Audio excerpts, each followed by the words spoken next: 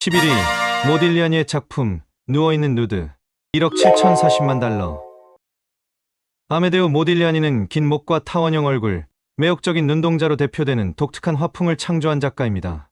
그의 누드화는 당시 파리 미술계에 큰 충격을 주었고 심지어 경찰에 의해 그의 첫 번째 개인전이 중단되는 사태를 겪기도 했습니다. 이 작품 누워있는 누드는 그의 누드화 중 가장 유명한 작품으로 꼽힙니다. 이 그림은 2015년 중국인 사업가 류첸에게 팔렸습니다. 흥미로운 점은 그가 한때 택시 운전사였다는 점입니다. 그는 거액을 주고 이 작품을 구매한 뒤 자신이 소유한 상하이 미술관에 전시하여 중국 대중에게 모딜리아니의 예술을 소개했습니다. 10위 피카소의 작품 알제리의 여인들 1억 7,940만 달러. 이 작품은 스페인의 거장 파블로 피카소가 19세기 낭만주의 화가 외젠 들라크루아의 동명작품을 재해석하여 만든 15점의 다양한 연작 중 버전 5입니다.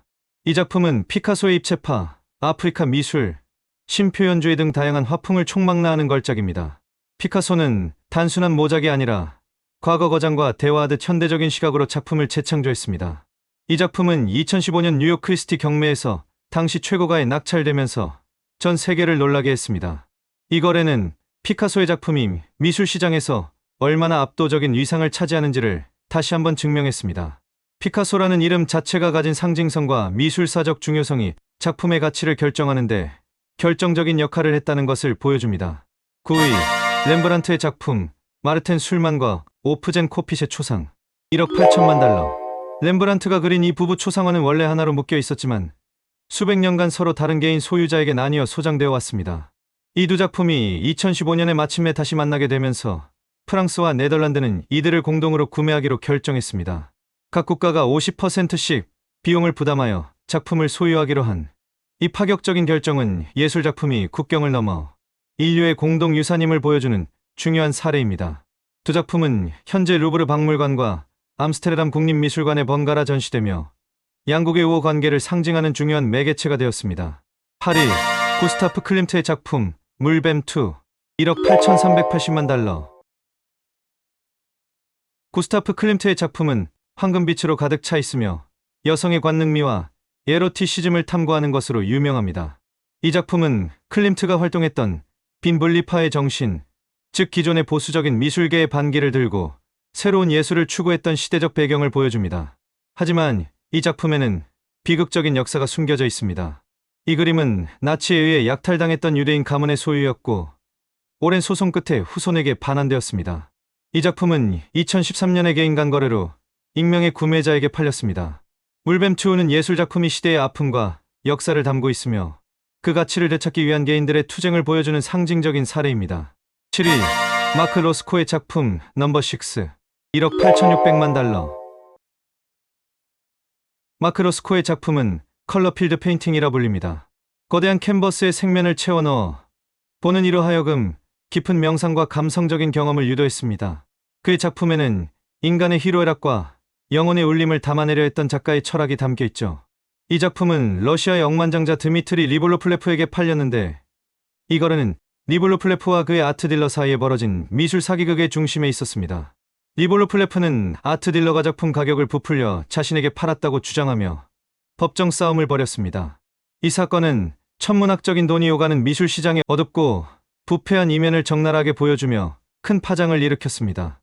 6위 렘브란트의 작품 기수 1억 9,800만 달러. 렘브란트가 30대 초반에 그린 이 자화상은 단순히 한 기수의 모습을 그린 것이 아닙니다. 17세기 네덜란드의 독립전쟁 당시 기수는 군대의 상징이자 국가적 자부심을 대표하는 영웅이었습니다. 렘브란트는 자신을 기수의 모습으로 그려냄으로써 자신의 존재감을 과시하고 싶어 했습니다. 이 작품은 2022년 네덜란드 정부가 무려 1억 9,800만 달러라는 거액을 들여 구매했습니다. 수백 년간 개인 소유로 남아있던 이 작품을 국민의 품으로 되돌리기 위해 정부와 국민들이 함께 노력했습니다. 이 거래는 예술작품이 한 국가의 역사와 정체성을 상징하는 중요한 유산임을 보여주는 감동적인 사례입니다. 5위 잭슨 폴록의 작품 넘버 17A 2억 달러. 잭슨 폴록은 붓을 사용하지 않고 물감을 뿌리거나 흘리는 액션 페인팅 기법으로 유명합니다. 그의 작품 넘버 17A는 이러한 기법이 가장 초기에 그리고 가장 잘 드러난 작품 중 하나입니다. 언뜻 보면 무작위로 뿌려진 물감처럼 보이지만 이 그림에는 예술가의 신체적 움직임과 내면의 에너지가 고스란히 응축되어 있습니다. 이 작품은 인터체인지와 함께 케네스 그리핀에게 동시에 팔렸습니다. 당시 그리핀은 미국 추상표현주의의 두 거장인 쿠닝과 폴록의 대표작을 한꺼번에 사들이면서 미술계에 엄청난 충격을 안겼습니다. 이는 시장의 판도를 바꿀 만한 블록버스터급 컬렉션을 완성하려는 슈퍼리치들의 경쟁 심리를 극적으로 보여주는 사례입니다. 4위, 폴 고갱의 작품 언제 결혼할 건가요? 2억 1천만 달러. 서양 문명의 환멸을 느끼고 원시의 순수함을 찾아 타히티로 떠난 고갱.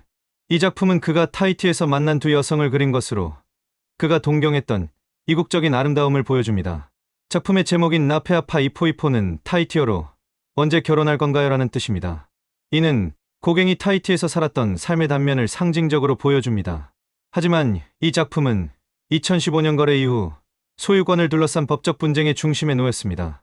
판매자인 루돌프 슈테일린과 중개인이었던 이브 부비의 사이에서 가격 담합과 사기 의혹이 제기되면서 이 거래의 모든 과정이 법정에서 공개되었습니다. 이 사건은 천문학적인 돈이 오가는 미술 시장의 불투명하고 어두운 이면을 적나라하게 드러냈습니다. 3위, 폴 세잔의 작품 카드놀이 하는 사람들 2억 5천만 달러. 현대 미술의 아버지라 불리는 폴 세잔이 남긴 이 그림은 단순한 정물 하나 풍경화가 아닙니다. 그는 무려 5점의 카드놀이 하는 사람들 연작을 만들었는데 그중 이 작품이 가장 크고 완성도가 높습니다. 흥미로운 사실은 그림 속 모델이 모두 세잔의 집에서 일했던 정원사나 농부들이라는 점입니다. 그는 그들의 무덤덤한 표정, 굵고 투박한 손, 그리고 평범한 일상에 담긴 본질적인 아름다움을 찾아내려 했습니다. 2011년 이 작품은 당시 미술품 거래 최고가인 2억 5천만 달러의 카타르 왕가에 팔렸습니다. 이 거래는 단순히 부유한 개인이 작품을 구매한 것이 아니었습니다. 국가를 대표하는 미술관을 만들고 서구미술의 가장 중요한 걸작을 확보하려는 카타르의 국가적 열망이 반영된 결과였습니다. 2위, 빌럼 데 쿠닝의 작품 인터체인지 3억 달러. 잭슨 폴록과 함께 미국 추상표현주의를 이끌었던 빌럼 데 쿠닝의 작품입니다. 이 그림은 그의 추상표현주의가 절정에 달했던 시기, 형태와 색채의 경계가 모호해지는 독특한 화풍을 보여줍니다. 경매장이 아닌 개인 간의 은밀한 거래로 최고가 기록을 세웠습니다. 이 그림의 가격을 폭등시킨 것은 바로 미술계의 권력자였습니다. 세계적인 헤지펀드 매니저이자 컬렉터인 케네스 그리핀은 이 작품을 구매하면서 같은 날 잭슨 폴록의 넘버 17A도 함께 사들였습니다. 이는 단순히 작품을 사는 행위를 넘어 미국 추상표현주의의 양대 거장 작품을 모두 소유함으로써 미술계에서 자신의 영향력을 과시한 상징적인 사건이었습니다. 이 거래는 미술품이 어떻게 초고가 자산이자 투자 수단으로 활용되는지를 보여주는 대표적인 사례로 남았습니다. 1위, 다빈치의 작품 살바토르 문디 4억 5,030만 달러. 예수 그리스도를 그린 이 초상화는 남자 모나리자라 불리며 역사상 가장 비싼 그림으로 기록되었습니다. 하지만 이 작품의 여정은 마치 탐정 소설과 같습니다. 수백 년간 행방이 묘연했고 1958년에는 단돈 45파운드, 한국 돈으로 약 7만 원에 팔리기도 했죠. 2005년 뉴욕의 한 미술상에 의해 발견된 이 그림은 복원 전문가 다인 모데스티니에 의해 되살아났습니다.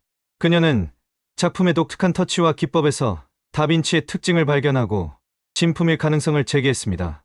하지만 진위 논쟁은 최고가 낙찰 이후에도 사그라들지 않았습니다. 일부 전문가들은 다빈치의 제자가 그렸을 가능성을 제기했고 심지어 루브르 박물관의 내부 보고서에도 진위 논쟁에 대한 의구심이 담겨 있다고 알려졌습니다. 4억 5천만 달러라는 천문학적인 금액은 작품의 예술적 가치뿐만 아니라 다빈치의 잃어버린 작품이라는 희소성과 그 진위를 둘러싼 논쟁이 만들어낸 가격이었습니다.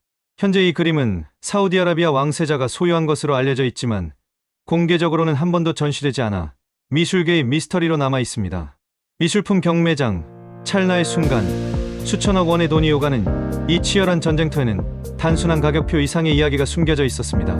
한때 잊혔던 작품이 보물이 되기도 하고 위장 논란에 휩싸이기도 하며 예술가들의 치열한 삶과 역사가 담겨 있었습니다. 오늘은 세계에서 가장 비싸게 거래된 11개의 그림들을 통해 그 화려한 가격표 뒤에 숨겨진 은밀하고 드라마틱한 비하인드 스토리를 파헤쳐 보았습니다.